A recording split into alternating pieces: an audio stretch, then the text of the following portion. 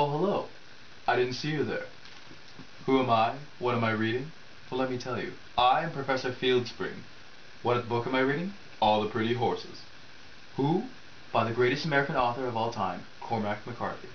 Now, you're probably wondering, why should this author be included in the canon of American literature? Well, I'll tell you. Americans are able to, through McCarthy's themes, through his wonderful literary tools and analysis, Americans will be able to acknowledge their own personal sides of barbarism and try and correct them. As a responsible society, we must pass down valuable life lessons and morals to our future generations. If students learn how to make wise choices now, they'll benefit America in the future.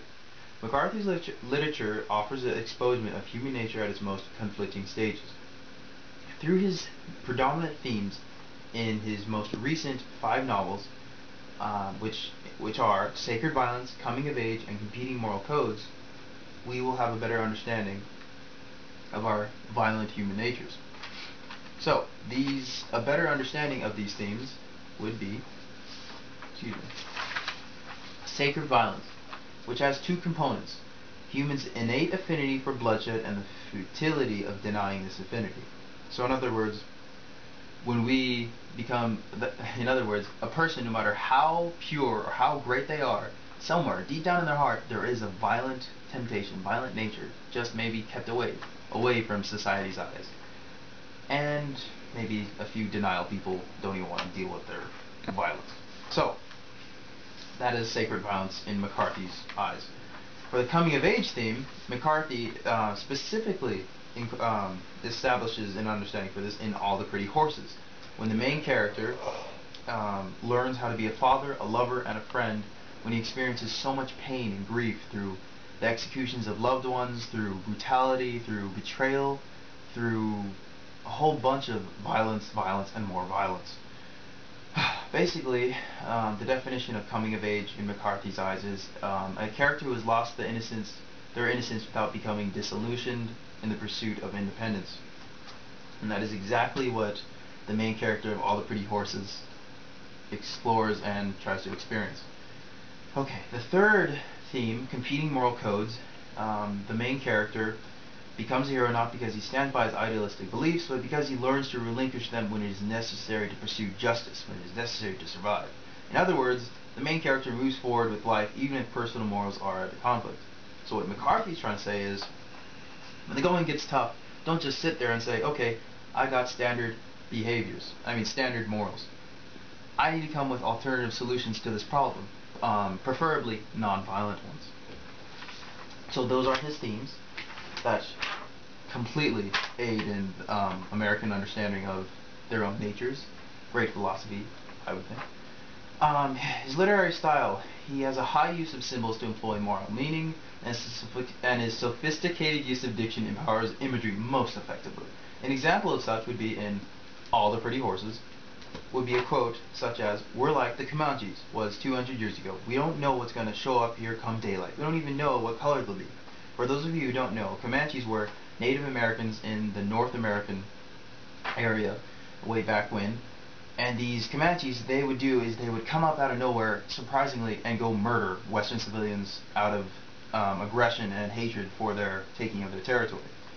So, symbolically, what McCarthy's trying to get here to his readers is that violence, too, like the Comanches, is also surprising and unexpected at times with people and their natures. So, what he's trying to say is when violence comes your way and you don't know how, and you get stuck on it, and like, oh shoot, do I respond to a violent situation with violence or do I respond with non-violence? He wants us to be able to say, hey, you know what? Let's take that breather.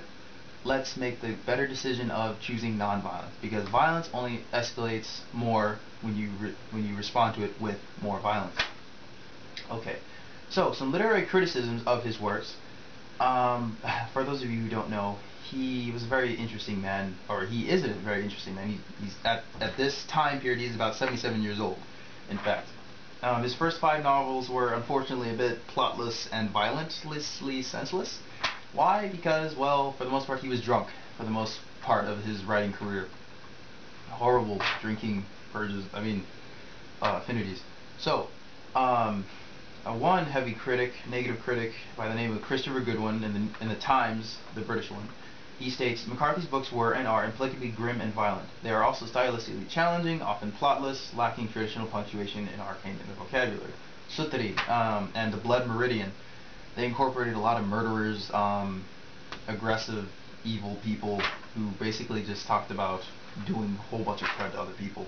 Not exactly that amazing, which were part of the first 5 novels in his drunken period.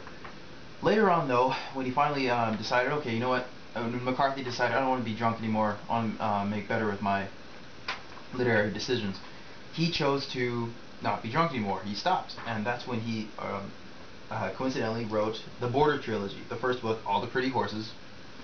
He began to write plots that invoked meaning in the human nature of nonviolence. A quote from acknowledging this wonderful change of literary decisions and whatnot, a positive critic by the name of Stephen Shapiro comments, in the entire range of American literature, only Moby Dick bears comparison to Blood Meridian. I seem to recall that a similar great literary master of English also loves Moby Dick. Great minds think alike. So, in McCarthy's voice, he is very old-fashioned, a bit conservative and whatnot. He believes that when you really want to put work in for especially a passion such as writing, you should keep it going and not be distracted whatsoever. In a quote with Oprah Winfrey, yes, he had a quote with Oprah Winfrey herself. He says, if you spend a lot of time thinking about how to write a book, you probably shouldn't be talking about it. You probably should be doing it. He also feels that if you want to know where a man is going to be when he says he's going to be there, how can you trust him about anything else? He's very cut and dry. Believes if you're going to do something right, do the right thing. If you're going to be violent, be violent. His point of view is very pessimistic. One of his quotes is, "We're going to do ourselves in first," he says one day. He doesn't like doing the wrong thing, to tell you the truth. That's why he's trying to get the world to look out on their own human natures, to correct themselves, to avoid trouble in the future. So, to tell you the truth, past, present, future, he's just trying to get us to learn from our mistakes now through his novels of correction of violence, so history doesn't repeat itself. In terms of economics, we learn how to remain civilized despite our ever-tempting situations of moments of violence or weakness. And for gender, well, he himself didn't exactly have the greatest moments with women. He's pretty focused on men for the most part. He went through 3 marriages, and he even quotes himself saying that I won't pretend to understand myself about women. In terms of race and ethnicity, what's beautiful about his books is that,